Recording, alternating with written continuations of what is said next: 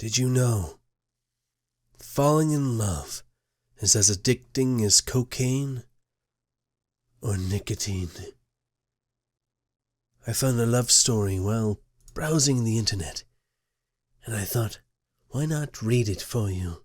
Why not show you? So here is the story. This poor bastard is in love, and he needs her back. It was never about the idea of you. It was you. I never wanted a relationship. I told myself there was no way I'd ever consider marriage again before we met.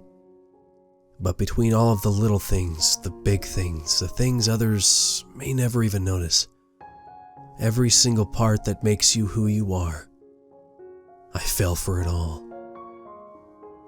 Within 2 weeks, I was in a cloud of feelings I had never remotely felt. I wasn't scared, I wanted more. I wanted to feel how you made me feel every day. The first year or so, I had to downplay my feelings and thoughts. You couldn't know how I really felt. I was worried I would scare you away.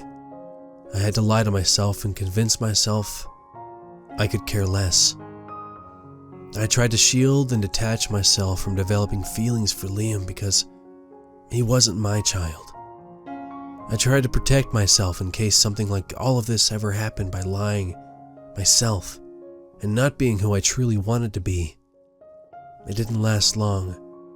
Within a few months, I found myself thinking about little things he did and thinking of something cute he said to me or did, referring to me as Mac.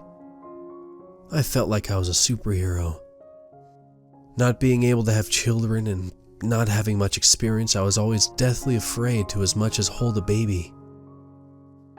I'd always viewed myself as a broken misfit toy. No real grown, self-respecting women could ever desire to be with me for an extended period of time. I was someone maybe you would have a little fun with, but never even tell your friends about, let alone introduce to your parents. Of course, I never thought a responsible mother would want me to be a part of raising a child, and even if she did, odds are I would find a way for it all to go terribly.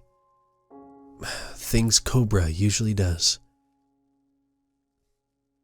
So when all of these things occurred, and I was someone you could be proud to show off, or watch your children, help raise them, I was on cloud 9. This was it. She was the one. I am going to get that white picket fence and family I've always secretly desired more than anything.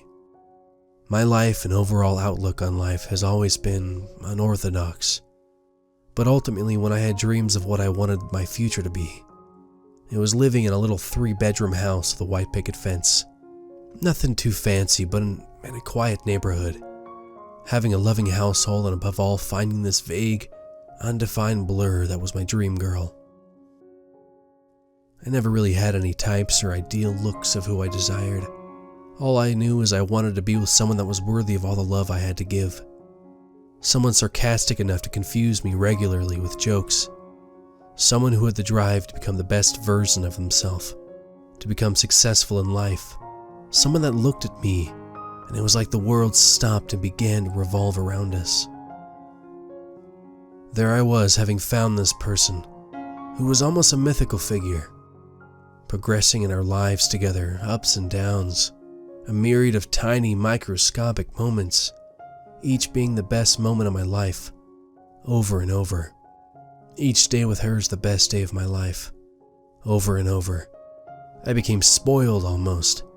I had stockpiled a million glances of your beautiful eyes staring into my soul, small memories that seemed like almost nothing in the moment. I became spoiled. I took those for granted. I just assumed we would live happily ever after no matter what. How could we not?